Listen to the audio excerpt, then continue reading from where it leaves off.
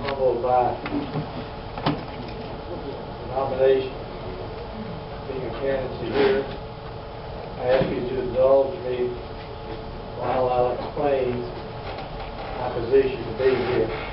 During my tenure as treasurer, I watched committee chairmen come and go, and all of them had the same goal. One of our goals was to get young people involved. Thus, we were delighted when Vicki Parkinson, Kurt White, and Lynn Mitchell began to attend our meetings and get involved. When Dr. Michael told us that he had been with the Fairfax County Republican Committee for 15 years and had been its chairman, we were delighted that he agreed to assume our chairmanship. Mrs. Mitchell started developing an email list under the auspices of Stanton, Greensboro, Augusta County GOP, SWAC GOP. This delighted everyone because we had talked about developing a central list for years. No one had ever gotten around to doing it. Things were looking up. And everything changed. And everything changed. And everything changed. Instead of having monthly meetings, we started having only 4 times a year. Instead of advertising our mass meetings in 3 papers, we used only 1. Instead of being inclusive, we became exclusive. Older party members who helped establish the Augusta County Republican Committee no longer felt welcome at our meetings. Some new members were coming in. Many older members were dropping out. Some complained that they were never notified when meetings were held, and thus were unable to attend. The party was becoming divided. Because of the time restraints that I'm under, I will give only 2 examples of what I mean. 4 years ago, it was time for the re-election of our committee chairman. Mrs. Mitchell called me for a check to put in the call to Waynesboro paper. I asked her if she was also going to advertise and stand in Harrisburg papers too, since the Waynesboro paper had very low circulation in the county. She stated that we were only required to advertise our mass meetings in 1 paper, and the Waynesboro paper was it. Since the purpose of the mass meeting was to re-elect our chairman and there was no opposition, I did not pursue the issue.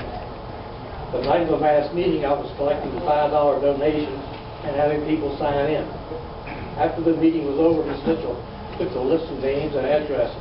I asked for a copy of them because I need to update my sustaining membership list. The one I had was obsolete because of the 911 changes. Dr. Michael and Ms. Mitchell were adamant that these were their people. They only attend the meeting because they had invited them. Therefore, I had no right to the list.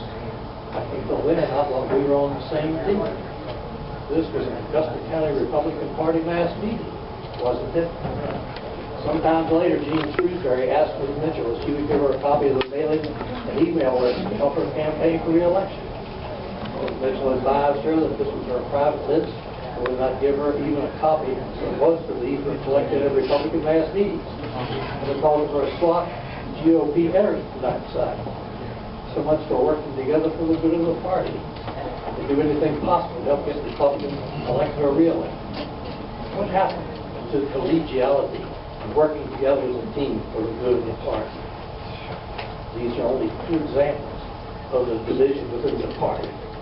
This division was finally surfaced when they supported a totally unknown person to oppose Emmett Hanger's run for re-election to the Virginia Senate. When I first became a member of the committee, Virginia was still dominated by Democrats. We started making inroads by getting Republicans elected in local Democrat-held positions. Emmett Hanger was the first Republican elected to a constitutional office position. He became Augusta County's first Republican Commissioner of Revenue. He was being tutored and groomed by former House of Delegates O.B. Rogan and Kenneth Landis, both founders of our Republican Committee. Later, Emmett got elected to the House of Delegates, and after being gerrymandered out of his office by the Democrats, he upset Democrat Frank Nolan for the Senate. We eventually got Republicans elected to all the constitutional offices in the county except one, and a majority on the board of supervisors. After all of our efforts to get Republican candidates elected, our new Augusta County Republican Committee officers decided they would not support Emmett's re-election. Instead, they supported a person who had no record of involvement in the Republican Party, nor had he ever been elected to any public office. Now, I agree that primaries are good for strengthening the party, and particularly helpful in choosing the strongest candidate for a vacated position. However, usually, as long as an incumbent continues to run, there's no primary for that position. Whenever there was a contested primary, the committee chairman publicly remained neutral. Our present committee officers advertised that the reason they were supporting someone other than Emmett Hanger was because of grassroots mandates.